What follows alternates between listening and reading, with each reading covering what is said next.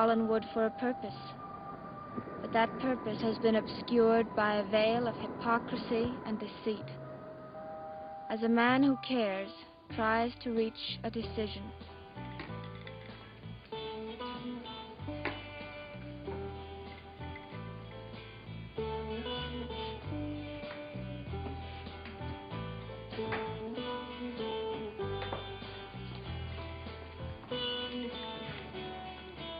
Bill?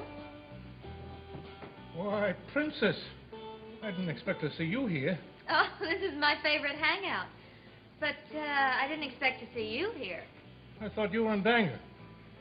Have you been checking up on me? No, it was just mentioned casually. More or less casually in passing. Mm-hmm. So who was doing all this reporting on my activities? He's a fine lad, Princess. That must mean Joe Haskell. Did he tell you I had lunch in Bangor with Burke Devlin? No, he didn't. He didn't say that at all. Did he follow me there to spy on me? Never. He wouldn't do a thing like that. He merely happened to mention... Casually, in passing. Yes, casually in passing. Say, how long have you been here, Mr. Malloy? I was born here, and my father was born here before me. No, I don't mean in Collinsport. I mean in the Blue Whale. I don't believe I ever even heard of you taking a drink in the afternoon. And rarely in the evening. The occasion has never presented itself before. So, what brought all this on? You didn't get upset just because Joe Haskell mentioned my meeting Burke Devlin, did you? Anything that concerns Burke Devlin upsets me. Because it wasn't anything. I mean, not really. It also upset young Joe. It serves him right. He had no business spying on me in the first place. But he didn't, I told you that. He said that Burke was in Bangor and that you were seen on the road to Bangor. And I suppose that makes me a criminal. Does, he think I deliberately followed Burke? Certainly not. Well, I should hope not. I mean, why in the world would I follow a man like Burke?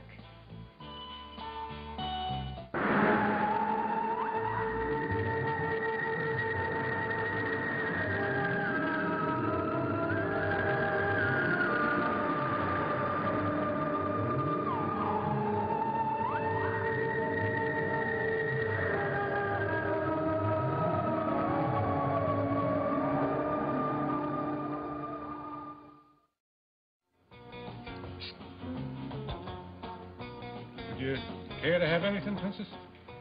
Like what? Well, like whatever it is you like. No. No, thanks. Besides, I've got to be getting home. Are you going up to Collinwood? Sure. That is where I live, isn't it? I have to be going up there myself. Must see your mother. Great. I'll give you a lift. No, I'm not ready to leave yet. I'm in no hurry to add to her distress. Now, what do you mean by that? Are you going to tell her about my meeting Burke Devlin? Because, well, I didn't make any secret of it. When I called from Bangor, I spoke with Vicky and told her about it. You know, I just happened to mention, casually, in passing. It's best to be honest and above board. Well, then why make a big thing about it? Well, I wish what I had to tell your mother was as simple a matter as that.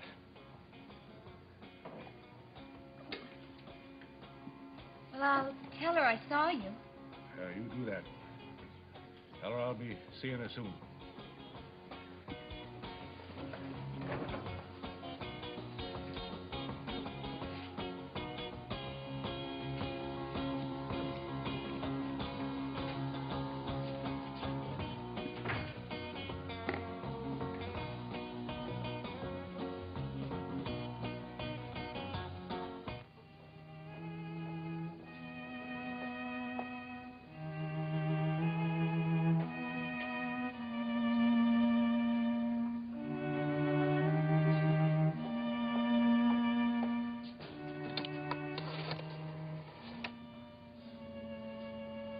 Long distance operator 67, please. This is Mrs. Stoddard, Collinsport 4099. Have you any report on that call I placed? The call to Mr. Ned Calder? I see. Keep trying, please.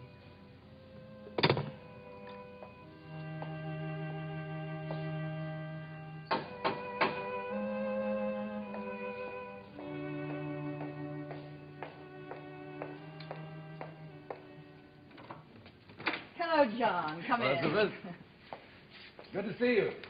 My goodness, it's been how long? 4 years? Much too long. Well, you're looking good. Thank you. So are you. You don't look in the least like a stuffy old banker. Thank you. How was the trip down? Oh, fine. It's good to get out of town once in a while. I've made some tea. Sit down, John. Thank you. Elizabeth, we've known each other a long time. When you called, I couldn't help thinking that you had more problems than you admitted. All I wanted was your advice on setting up a trust fund for my nephew. Well, I have the papers right here. Is there something else I can do for you, too, Elizabeth? No, thank you. Has Bill Malloy been giving you any headaches? Of course not. Oh, don't misunderstand. I like him. He's conscientious, capable, and a good boy. As far as running your fishing fleet is concerned, but that's as far as Bill goes, too. Bill's doing the best he can. Granted. But he's no Ned Calder. I imagine by now you found out how much you needed Ned. Malloy hasn't been able to take his place, has he, Elizabeth? I never intended he should. I thought that Roger would... If you thought that Roger could run the business, then that was wishful thinking. He's no more of a businessman than I am a fisherman. You need Ned back at the helm before your whole fleet sinks. That's not going to happen. Well, I was just speaking allegorically. Ned's ideal for the handling the fleet has been his whole life. What you need is someone to handle the Collins business. It happens that perhaps what you really need is someone to handle your life. You sound like Ned. Those were almost his exact words when he asked me to marry him. Why did he resign, Elizabeth? Because you refused him? He had other things he wanted to do. That isn't the truth, is it? I told you what he said. Ned Calder's one of the finest men I know. You seem to be forgetting something, John. I'm still married. Your husband left you 18 years ago. Why should you deny your freedom? I haven't asked for it. Why?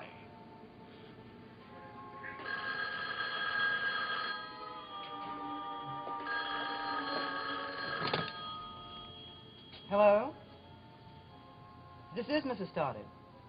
Ned, where are you? I've been trying to reach you all day.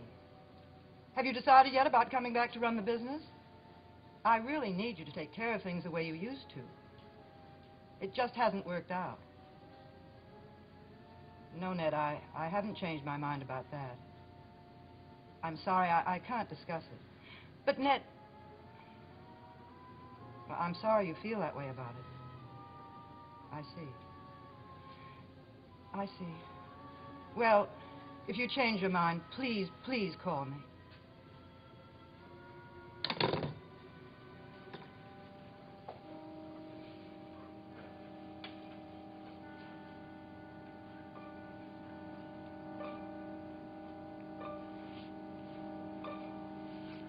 All right. I need him. You sign there and there. This trust fund can't be touched by anyone? The principal can't even be touched by David. The interest guarantees him security for the rest of his life. And this goes on into perpetuity? Goes on as long as we have a monetary system. David is assured of an education and an income. But I must point out to you that this trust fund that you have set up is going to cause you to have a slight bind financially. What do you want me to do, go around and make sure the lights are all out? Nothing that serious. But there isn't any loose money lying around. And when you took over Roger's interest in the company, you tied up nearly all your own cash to do it. Well, it had to be done. Oh, I'm not criticizing you for it. The notes are signed, they're on the best possible terms, and eventually they can be paid off. But I must remind you that they are demand notes and can be called at any time. Why should they be called if I keep paying the interest? Well, no reason, unless someone wanted to take over your company. And I don't know why anyone would want to do that. I wonder. It's a family institution. I had to tell someone that the other day when he was making inquiries about it. Who was it? Who made inquiries? I don't remember. It was some New York syndicate. I just fluffed them off. I'm trying to find out, John. Carolyn, I didn't expect you home so early. Didn't Vicky tell you I called? Yes, she did. You remember Mr. Harris? Of course. I remember starting a savings account at your bank. It was for $1. Well, it's grown considerably since then. And you both are in pretty good shape. Oh, thank you. I almost stopped in the bank this afternoon. Then you did go to Bangor. Yes, I had lunch with a friend. Excuse us, John. Carolyn, I'd like to talk to you for a minute.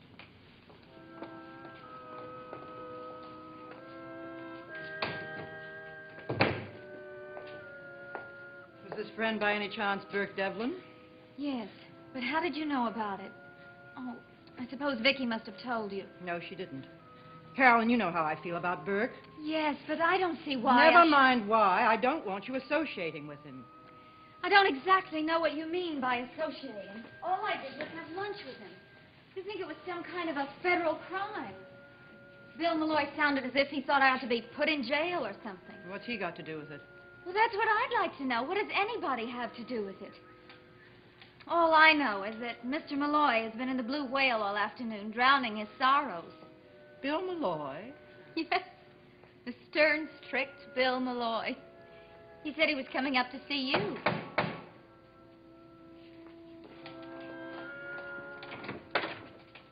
I was right. Elizabeth, I have to talk to you. John Harris is down here from Bangor. Can't it wait? No, it can't. I've got to say what's on my mind. Carolyn, would you go in and talk to Mr. Harris, please?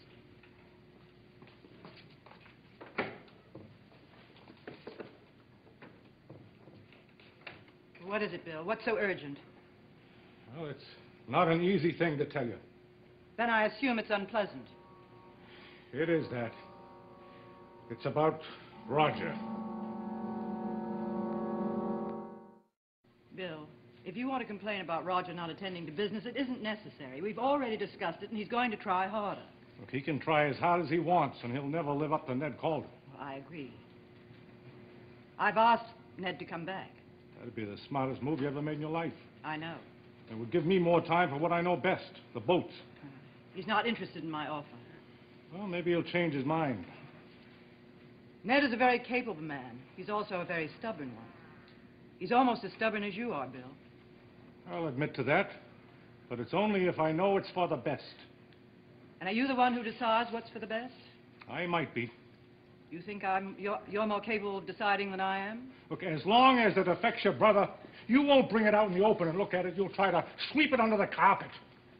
Do you realize you're not making any sense? It makes sense to me. Well, then suppose you explain it to me. Well, I guess you know why Burke Devlin came back to Collinsport, don't you? Yes, he came back hoping to stir up a lot of trouble. I think he succeeded. Well, that wasn't the only reason he came back. He came back here to prove he wasn't guilty, that he wasn't the one that should have gone to prison. And how does he expect to do that? Well, you know, he's commissioned Sam Evans to do his portrait. Yes? Now, Burke's not the type of man to want his portrait painted. What he's commissioned Evans for is to get information from him. Information about the accident? What else? Bill, if Burke wasn't driving the car and it hit that man, then Roger was. Is that what you're trying to tell me? I think you suspected it all the time. No, I didn't. And you wouldn't admit it even to yourself. That's not true. Do you think I'd allow an innocent man to take my brother's place in prison? You want me to answer that? Burke had a perfectly fair trial. The jury chose to find him guilty. I choose to accept that verdict. Is that quite clear? What if there happened to be evidence that was not introduced at that trial? What then, Elizabeth? Do you want to hear about it? But what if everybody wanted to withdraw all their deposits at the same time? I'd be very unhappy. Would you go bankrupt? Well, we're insured against that now. So I don't think you have to worry about your money, Carolyn. I don't have enough to worry about. Someday you will have, both you and David. It's healthy for you to take an interest in it. Now, that's about all I know about banking. You keep my money, and I get the interest. Very true. Did you know Bert Devlin, Mr. Harris? Yes, I did. I haven't seen him in some time. He's back in Collinsport, you know. So I've heard.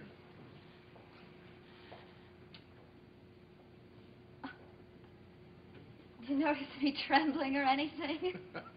Should you be? Well, I don't know. See, my mother and Uncle Roger seem to think he's only come back here to take over the Collins Empire. And what do you think? I think he couldn't be nicer. He's the one I had lunch with in Bangor today. Really? I've heard quite a bit about him. Anything good? I'm so tired of hearing people knock him. Well, I'm afraid I can only report on his financial status. Oh, I know. He has oodles of money. He's awfully nice anyway. Because of the money? In spite of it. Well, you can talk because you've never lacked for anything. But a man like Burke Devlin is different. He certainly is. I'm still speaking from a financial point of view. Burke started with nothing and built it up to a fortune. And he's not content. He'll want more because he started with nothing. He'll always want more. I wish I could handle his bank account. I'm afraid you haven't a chance. Burke seems to travel with his own banker. Oh, is that so? Mm-hmm. I met him today at lunch. Mr. Blair. Blair? Yes, from New York. Are you sure, Carolyn? Sure about what? This man, this banker from New York, his name is James Blair? Yes, as a matter of fact. James Blair, I think. I must talk to your mother about this. Oh, Mr. Harris, wait a minute. My mother's already bawled me out. This has nothing to do with your lunch date, honey. I have to talk to her about James Blair. Oh, do you know him? Yes. I had no idea he was working for or with Burke Devlin.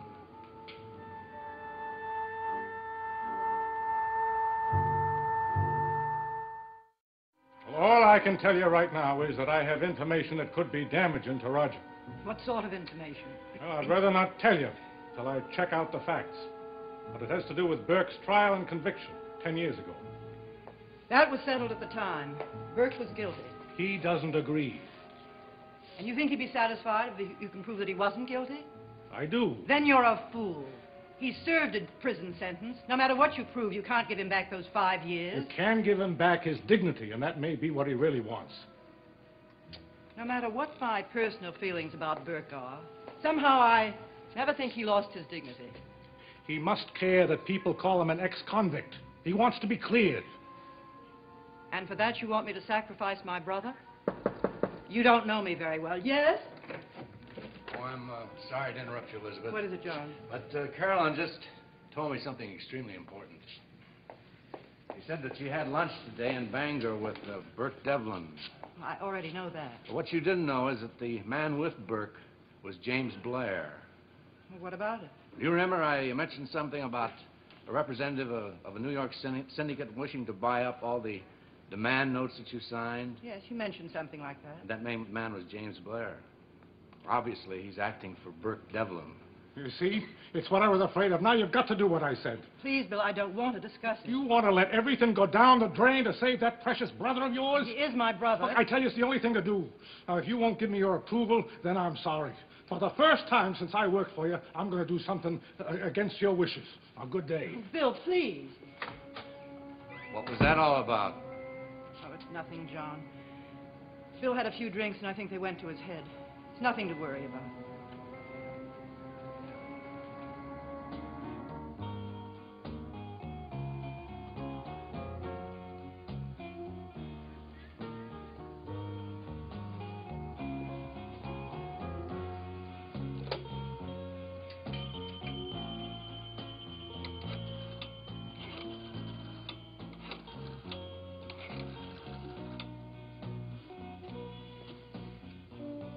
Hello, this is Malloy. Is Roger Collins there? I'll put him on. Hello, Roger. Malloy. Listen, I have to see you right away. No, I don't want to hear any excuses. Now, listen. Either you meet me or I'm going to the police. Now, I mean it. All right. I'm at the Blue Whale. I'll wait for you here.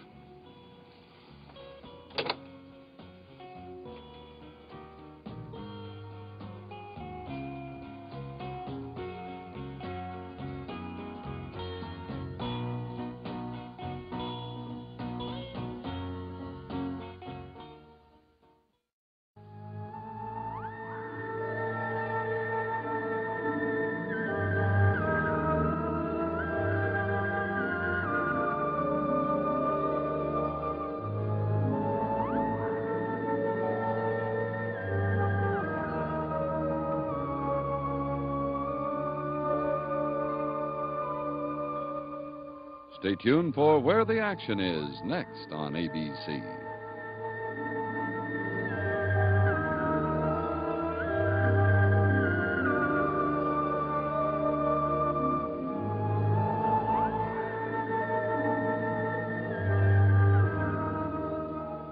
Dark Shadows is a Dan Curtis production.